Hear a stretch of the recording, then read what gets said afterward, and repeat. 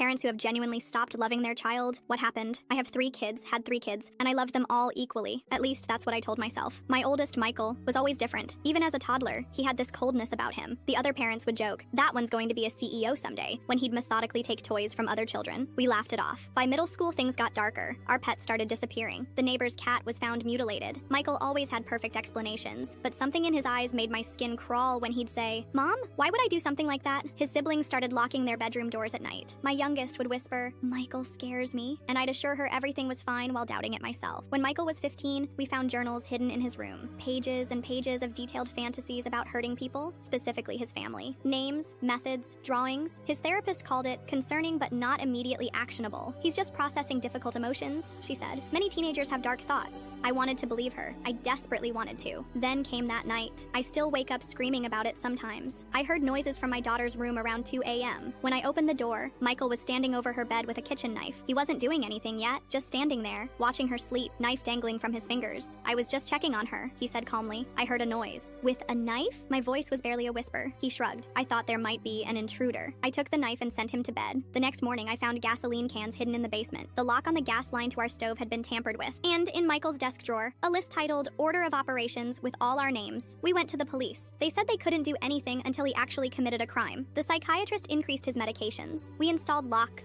cameras, alarms. We lived like prisoners while the predator slept down the hall. "You're overreacting," Michael said with a smile that never reached his eyes. "I would never hurt my family." 3 weeks later, my husband woke to find Michael standing in our doorway just watching us sleep. The next night, same thing. Then my youngest daughter's bedroom window was found open from the inside during a frigid winter night. That's when I realized I didn't love him anymore. There was no maternal instinct left. When I looked at him, I felt nothing but fear. "What happens when we can't stay awake anymore?" my husband whispered one night. "What happens when we miss something?" We made the impossible decision. We found a secure residential treatment facility 3 states away. When we told Michael, he didn't react at all. No anger, no sadness, nothing. "You're sending me away because you're afraid of me," he stated flatly. "We're sending you away because you need help we can't provide," I said. He smiled. "You don't love me anymore. I can tell." And he was right. The love had been replaced by something else. A horrible emptiness where maternal love should be. The staff at the facility later told us Michael scored in the highest percentile for psychopathic traits they'd ever recorded. That was 2 years ago. My other children are thriving now that they feel safe. We still pay for Michael's care. We check on his progress. We do everything parents should do.